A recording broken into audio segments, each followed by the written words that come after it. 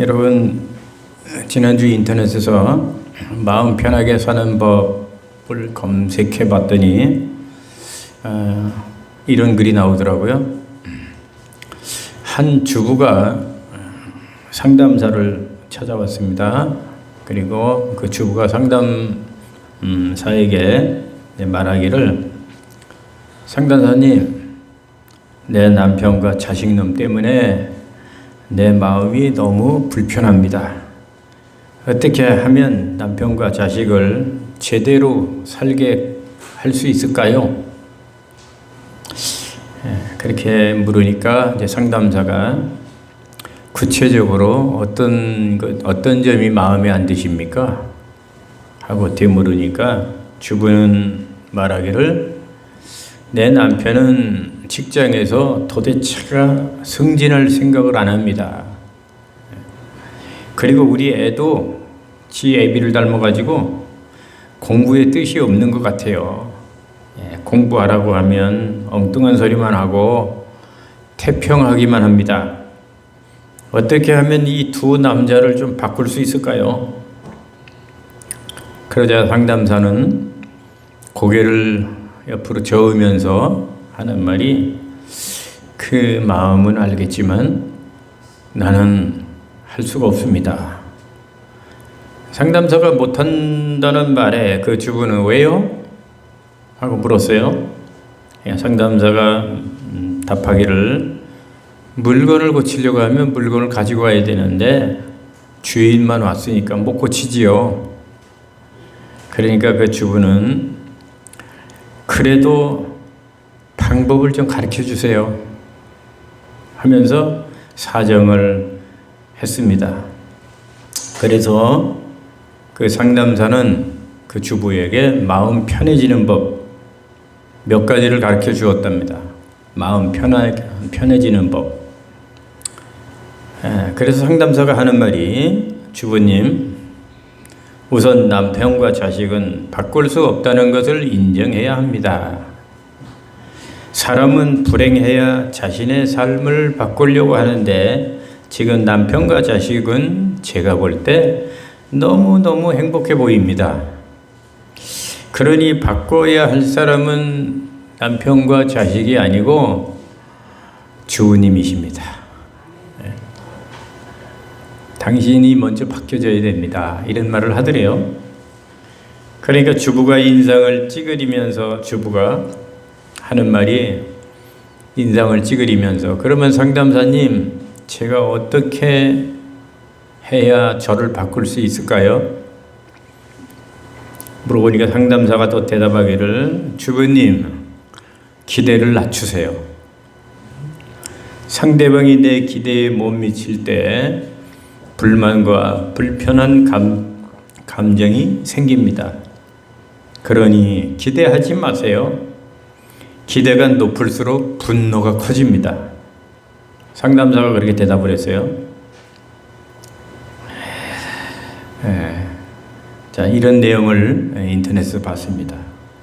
여러분, 세상 사람들은 이 세상에서 마음을 편하게 하려고 상담사를 찾고 애를 쓰죠. 이 세상은 밥만 먹고 살 수가 없잖아요. 돈만 많다고 행복한 게 아니라 우리가 마음이 편해야 된단 말이죠. 마음이. 자, 빌립보 교회는 참 좋은 교회인들이 모인 참 좋은 교회였지만 그렇다고 해서 문제가 없는 건 아니라고 했습니다. 좋은 교회지만은 이 빌립보 교회는 많은 문제들로 성도들은 근심과 염려로 고통을 받고 있었습니다. 그럼 빌립보 교회들이 가지고 있었던 그런 그 문제가 어떤 문제였을까요? 크게 보면 한 세 가지가 있어요. 외부적으로는, 밖으로는 박해의 위협을 받고 있어서 늘 불안한 예배를 드려야 해요. 그러니까 우리도 코로나 때 예배 드리지 말라고 막 시청 직원들이 오고 막 그러니까 예배 드릴 때 얼마나 불안합니까, 그죠? 별것도 아닌데. 근데 이 당시에는 박해 시대니까 그 외부적으로 예수 믿으면 뭐 잡아가기도 하고 불이익을 당하기도 하고 그러니까 이 박해 위협이라고 하는 그런 문제가 있어서 늘 편하게 신앙생활을 할 수가 없었어요. 이런 거에 비하면 우리는 얼마나 감사합니까? 그죠? 얼마나 편하고 좋아요. 뿐만 아니라 빌립보 교회는 안으로는 이단인 거짓 교사들이 거짓 복음을 주장함으로 인해서 혼란스럽습니다.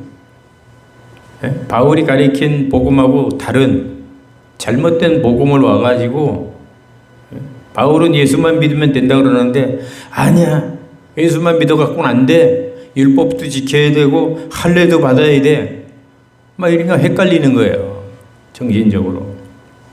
그런데다 무엇보다 빌립보 교회의 문제는 무엇보다 사랑하는 빌립보 교회의 지도자 누굽니까? 사도 바울이죠. 사도 바울이 지금 어디에 갇혀 있어요? 감옥에 갇혀 있어요. 보통 문제가 아니죠. 지도자가 없잖아요. 그러니 빌립보 교회는 내일을 알 수가 없는 미래가 불투명한 상황입니다. 이런 일들로 인해서 빌립보 성도들은 마음이 편할 날이 없고 불안하고 근심할 수밖에 없는 그런 상황입니다. 그렇지만 바울은 빌립보 교인들에게 뭐라고 말을 하죠? 이러한 것들에 대해서도 염려하지 말라. 오늘 아무것도 염려하지 말고 그러잖아요. 염려하지 말라고 권면을 합니다. 왜냐하면 빌립보 교회와 성도들이 그런 문제를 가지고 염려하고 근심한다고 해서 그 문제가 해결되는 것도 아니고 그 문제의 해결은 오직 누구만이 해결해 주실 수 있어요? 하나님만이 해결자이시기 때문에 그런 거죠.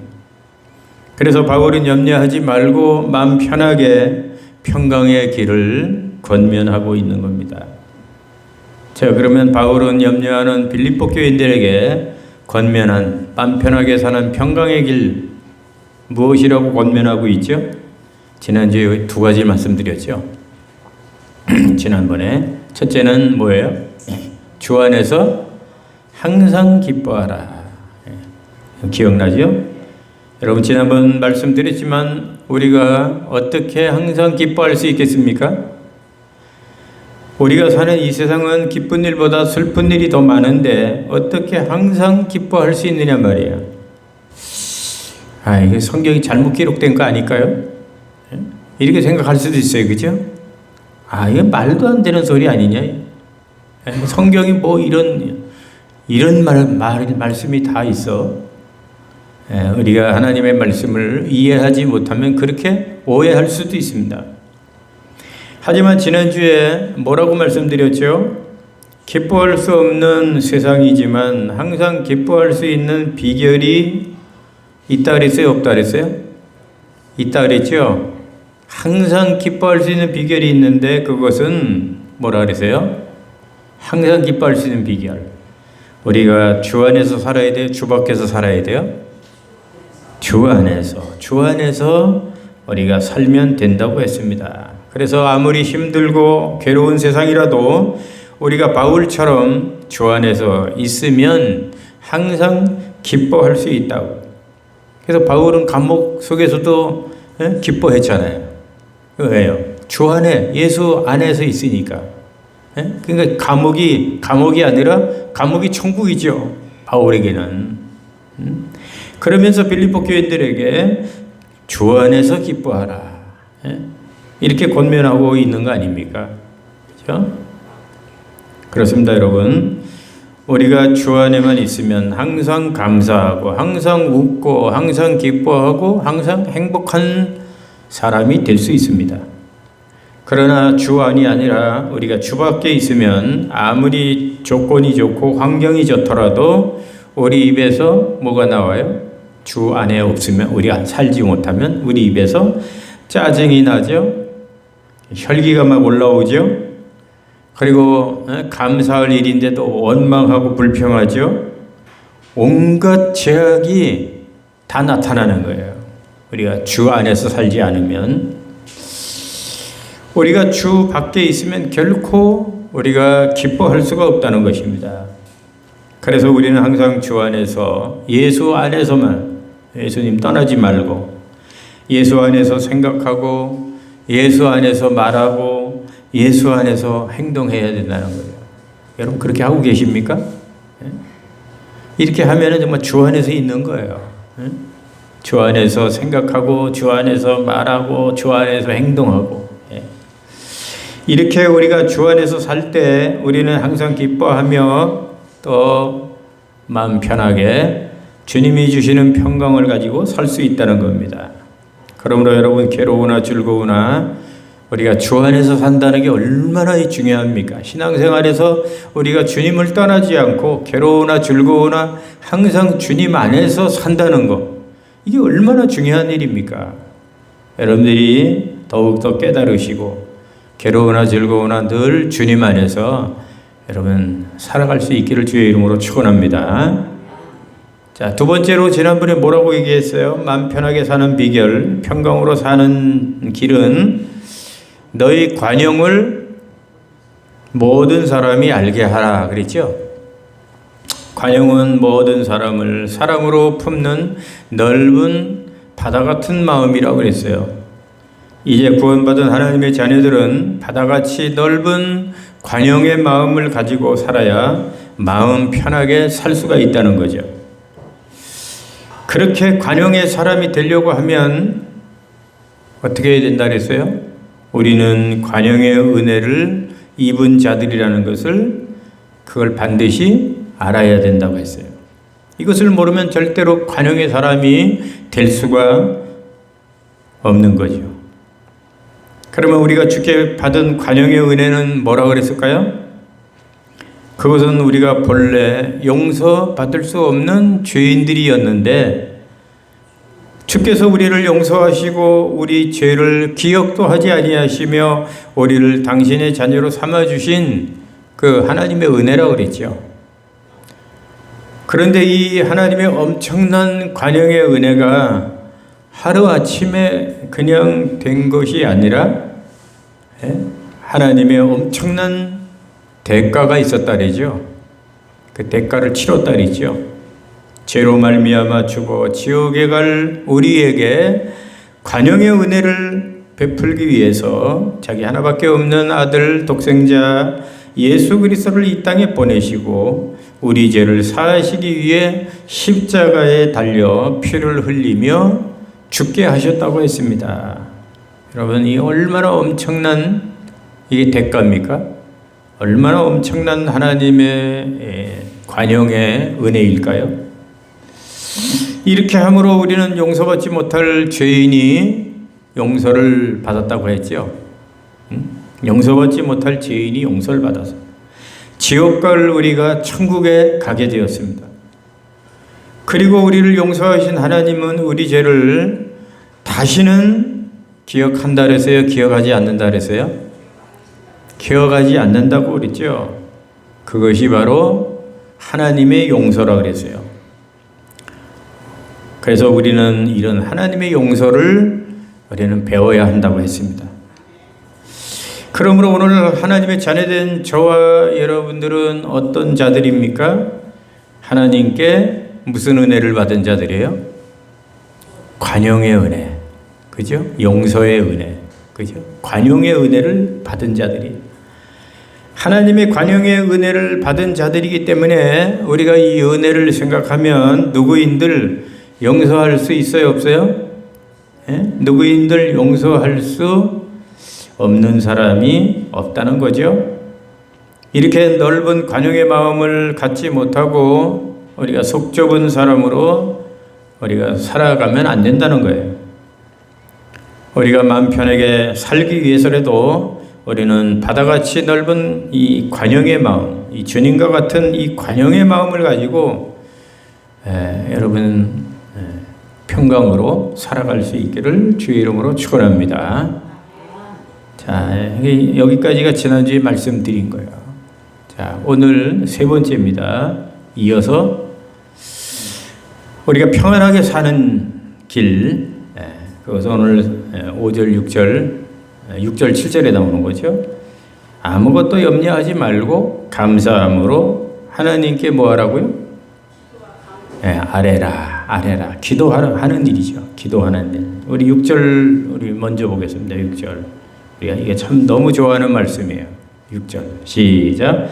아무것도 염려하지 말고 다만 모든 일에 기도와 간구로 너희 구할 것을 감사함으로 하나님께 아뢰라. 자, 여러분, 기도는 어떤 것입니까? 기도는 성도의 신앙생활에서 매우 중요합니까? 안 중요합니까? 보통 중요한 게 아니죠. 왜 기도가 그렇게 중요할까요? 우리는 기도를 통해서 구하는 것을 얻기도 하고, 그죠? 기도를 통해서 구하는 것을 얻기도 하고, 하나님과 교제도 하고, 그죠? 하나님과 만나기도 하고, 사탄과 세상과 죄를 이길 수 있는 힘을 우리가 얻기 때문이죠. 그래서 우리 주님도 그렇게 바쁘신 중에도 주님이 새벽기도 창설자입니다. 새벽기도, 금식기도, 그 다음에 철야기도 열심히 하셨죠. 우리 주님은 기도를 안 해도 될 뿐 아니에요. 기도를 안 해도 될 하나님의 아들이요 하나님 자신이었지만, 그러나 기도가 얼마나 중요하다는 것을 우리에게 가르쳐 주시려고 기도의 본을 가르쳐 주셨죠. 그러니까 예수님은 우리에게 설교를 안 가르쳐 줬어요. 뭘 가르쳐 줬어요? 기도를 가르쳐 줬죠. 이렇게 기도하라. 그러면서 주님이 가르쳐 주신 기도가 무슨 기도예요? 주기도문이에요. 주기도문. 여러분, 베드로가 성령 받고 아니요. 자, 한 번은 예수님이 베드로, 야고보, 요한 세 명의 제자를 데리고 변화산에 올라가서 내려왔죠. 변화산에서 내려오니까 그 남아있던 제자들이 귀신 들린 아이에게서 귀신을 쫓아내지 못하고 쩔쩔매고 있는 거예요. 그것을 본 예수님이 그 아이에게서 괴롭히는 귀신을 쫓아냈죠. 이 귀신아, 이 아이에게서 떠나가라. 예수님은 소리 지르지 않고 간단하게 그냥 말 한마디 하니까 막 거품을 물고 아이가 그냥 막 몸부림을 치면서 그러면서 귀신이 빠져나갔잖아요. 제자들과 많은 사람들이 그걸 봤어요. 그것을 본 제자들이 예수님에게 조용히 와서 물어보죠. 예수님, 왜 예수님은 귀신을 쫓아내는데 우린 못 쫓아냅니까? 우리 예수님하고 똑같이 예수님이 하는 식으로 똑같이 했는데 왜 예수님은 귀신을 쫓아내고 우리는 못 쫓아냅니까? 그러니까 뭐라고 대답해요, 예수님이? 따라해 봅시다. 기도 외에는 다른 것으로는 이런 종류가 나갈 수가 없느니라. 기도 외에는 이런 일이, 이런 역사가 일어날 수가 없다는 거예요. 그러니까 여러분, 기도가 그렇게 중요한 거죠. 지난 수요일날 연합예배, 구역예배 때 봤지만 베드로가 성령 받고 성령이 충만해가지고 베드로가 설교를 했을 때 몇 명이 회개하고 예수를 믿었어요? 하루에 3,000명이 베드로 설교를 듣고 예수님을 영접하고 세례를 받았죠. 그리고 하나님의 자녀가 됐습니다. 그때 3,000명의 성도들이 세례를 받고 난 다음에 그 다음에 적극적으로 한 일이 뭘까요? 3,000명이 세례를 받고 그 다음부터 적극적으로 한 일, 그것은 교회에 모여가지고 오직 뭐하는 일에만, 기도하는 일에만 전무했잖아요. 기도하는 일에만 힘을 썼어요.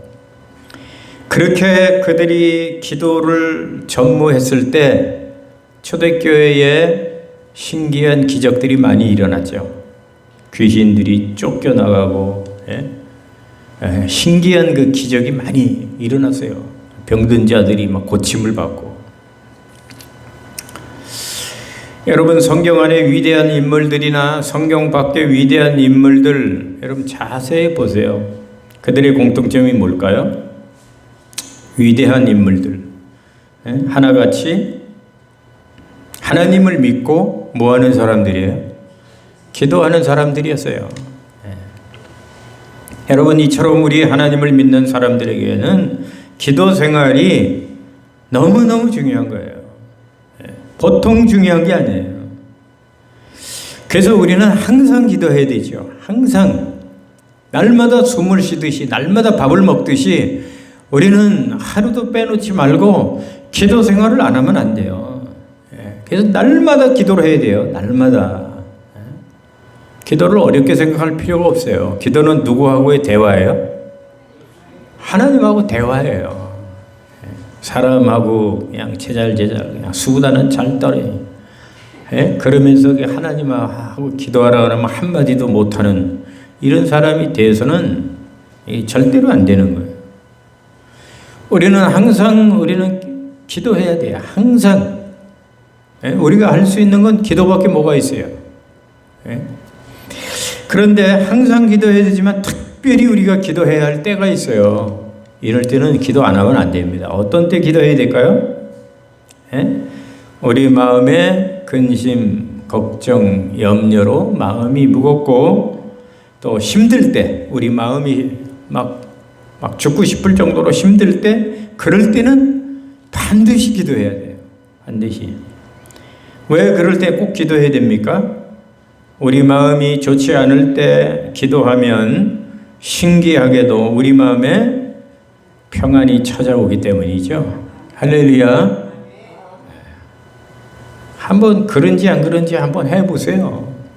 여러분들이 정말 마음이 너무 그냥 죽을 것 같고 너무 마음이 무너지고 너무 상처를 많이 받아서 괴로워서 이 세상을 살고 싶지 않을 정도로 마음이 어둡고 무겁고 힘들 때 정말로 기도하면 하나님이 평안을 주는지 안 주는지 한번 해보시라고요. 그러나 이제 진심으로 기도해야죠. 찐으로 기도해야죠. 입으로만 나발나발 하는 게 아니라 정말 진심으로 기도해야 돼요. 그래서 오늘 본문 7절을 한번 봅시다. 7절 찾았죠? 읽습니다. 시작.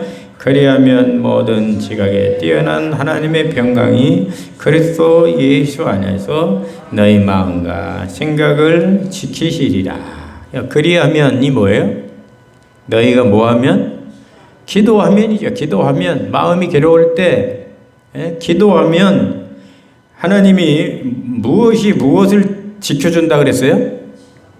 하나님의 평강이 우리의 마음과 생각을 지켜주신다. 무슨 말이에요? 이 말씀은 우리가 기도하면 하나님이 우리에게 평강을 주신다는 거죠. 평강을 주신다는 거예요. 여러분 앞에서 말씀드렸듯이 빌립보 교인들이 얼마나 많은 문제들이 문제로 근심하고 염려했습니까? 밖으로는 신앙생활에서 박해를 받지요. 안으로는 이단 거짓 교사들이 잘못된 말씀으로 혼란하게 하지요. 거기다가 그들이 믿고 따르는 사도 바울은 감옥에 갇혀 있지요. 그러니 빌립보 교인들 마음에 근심 걱정이 가득하여 기쁨을 잃어버리는 상태였습니다. 하나님께 매달려 기도하지 않으면 안 되는 그러한 빌립보 교인들이었죠. 그래서 바울은 평강의 길로 기도를 그들에게 권면하고 있는 거예요. 그들이 근심하고 걱정하는 문제를 다 꿰뚫어 보고 바울은 기도해라. 기도. 아무것도 염려하지 말고 감사함으로 하나님께 아뢰라. 그리하면 지각이 뛰어나신 하나님의 평강이 너희 생각과 마음을 지켜줄 것이다. 이렇게 권면하고 있는 거예요. 여러분 하나님이 우리에게 문제를 끊임없이 주시는 이유, 우리 인생의 삶에 끊임없이 문제가 바다의 풍랑처럼 일어나는 이유가 무엇일까요? 그것은 한마디로 기도하라는 사인이죠. 왜냐하면 우리는 문제가 없으면 기도를 해야 안 해요? 안 하잖아요. 믿음이 있다고 하는 우리 윤건사님도 문제가 하나도 없으면은 룰루랄라 맨날 그냥 춤추러 가고, 아마 맛있는 거 친구 만나러 가고 그러지 기도 안 할 거예요. 저도 마찬가지예요. 목사인 저도 목사가 얼마나 믿음이 있겠어요? 그럼에도 불구하고 하나님이 저한테 이 고난을 주시고 문제를 많이 주시는 것은 아무리 목사일지라도 문제가 없으면 하나님 앞에 엎드리지 않으니까, 하나님 앞에 기도하지 않으니까, 기도를 해도 아주 그냥 짧게 하고 그냥 대충 하고. 우리 하나님은 질투의 하나님이에요. 기도시키려고 우리에게 그렇게 많은 문제를 주시고 있다는 것을 여러분 깨달을 수 있기를 바랍니다. 정말 깨달으셔야 돼요. 나부터도 문제가 없으면 기도 안 해요. 근데 문제가 있으면 기도해요. 그 기도를 통해서 주님을 깊이 만나요. 세상에서 맛볼 수 없는 그러한 기쁨을 얻어요. 나중에 기쁨을 얻고 난 다음에 하나님 앞에 얼마나 감사한지 몰라요. 하나님이 이래서 나한테 고난을 주셨구나. 이렇게 기도시키려고, 기도를 통해서 나에게 평강과 세상에서 맛볼 수 없는 기쁨을 주시려고 하나님이 나에게 이런 많은 문제를 주셨구나. 이런 것을 깨닫게 돼요. 깨달으면서도 또 미련해가지고 또 며칠 못 가서 또 문제가 없으면 기도를 안 하고. 그런데 여러분, 오늘 바울의 기도 권면을 보면 기도할 때 두 가지 원칙이 있지요. 첫째는 뭐예요? 아무것도 염려하지 말고 기도하라는 거예요. 이 말은 무슨 의미일까요? 기도할 때 염려하지 말고 하나님이 해결해 주실 것을 믿고 믿음으로 기도하라는 거죠. 아무리 문제가 많더라도, 아무리 괴로운 문제가 많더라도 하나님이 해결해 주실 걸 믿고, 그리고 염려하지 말고 믿음으로 기도하라는 거예요. 그러므로 우리는 우리 모든 근심 걱정들을 하나님에게 다 맡겨야 되죠. 다 맡기고 믿음으로 기도해야 하는 것입니다. 그래서 아무것도 염려하지 말고, 저는 이 말씀이 얼마나 위안이 되고 얼마나 좋은지 몰라요. 하나님이 다 해결해 주실 자신이 있다는 거죠. 해결할 능력이 있다는 거죠. 뭘 그걸 가지고 염려하느냐, 뭘 그걸 가지고 걱정하느냐. 하나님 앞에 기도만 하면 되는데, 그러니까 너희들은 믿음으로 기도해라. 아무것도 염려하지 말고. 그래서 이 말씀이 얼마나 나한테 확신을 주는 말씀인지 몰라요. 얼마나 좋은 말씀인지 몰라요. 그래서 기도할 때 아무 염려하지 말고 우리가 믿음으로 기도해야 됩니다. 두 번째 원칙이 뭐예요? 기도할 때 어떻게 기도하라는 거예요? 감사함으로 기도하라는 거죠. 감사함으로. 어떤 사람은 기도할 때 하나님은 왜 나에게 이렇게 하십니까? 하면서 원망하면서 따지면서 기도하는 사람이 있어요. 그리고 어떤 사람은 기도할 때 화가 나가지고 성질을 부리면서, 자기가 잘못해놓고 하나님 앞에 성질을 부려요. 하나님 앞에 성질을 부리면서 기도하는 사람이 있어요. 여러분, 그렇게 기도하면 안 된다는 거죠. 기도할 때는 무슨 기도를 하든지 하나님이 이루어 주실 것을 믿으면서 그 다음에는 감사함으로 기도해야 한다는 거죠. 이런 두 가지 원칙을 지키면서 기도하면 하나님이 우리에게 응답해 주심으로 근심, 걱정, 염려 모든 문제들이 다 사라지고 하나님의 평강이 우리 마음과 생각을 지켜주신다는 겁니다. 할렐루야.